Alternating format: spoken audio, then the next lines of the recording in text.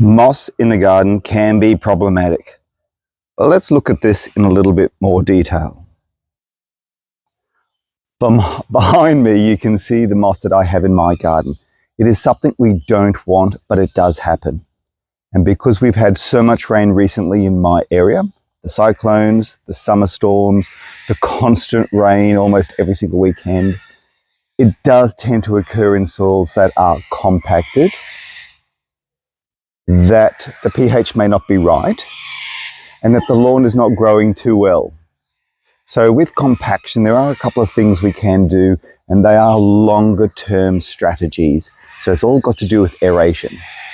In terms of pH, we can change it. Sorry, the cockatoos are a little bit loud today, up above me.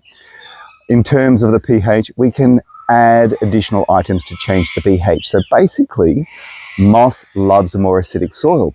So if you can increase the pH by adding lime, you can bring that pH up a little bit and reduce all of this that I have in my backyard, which is growing prolifically. But I don't really mind it here in this situation.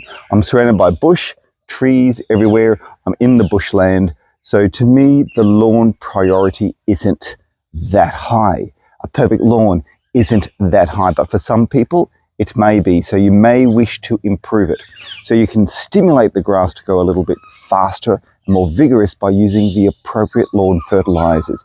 Mow it, trim it, and that will actually boost the growth of the lawn and hopefully counteract the moss. But again, choose the right variety. Moss loves shade. This is the south side of our house. So it's growing in a moist environment because of the rainfall. It's growing in compacted soil, which is part of the natural situation here where it is growing. And also it's in shade, which is pretty hard for any lawn to grow really well. But give it a go if you wish to change it. I actually like it. I have a couple of friends who come over and grab it for their bonsai, for the base of their bonsais, and some people put it in terrariums. Their choice. I wouldn't, but they do.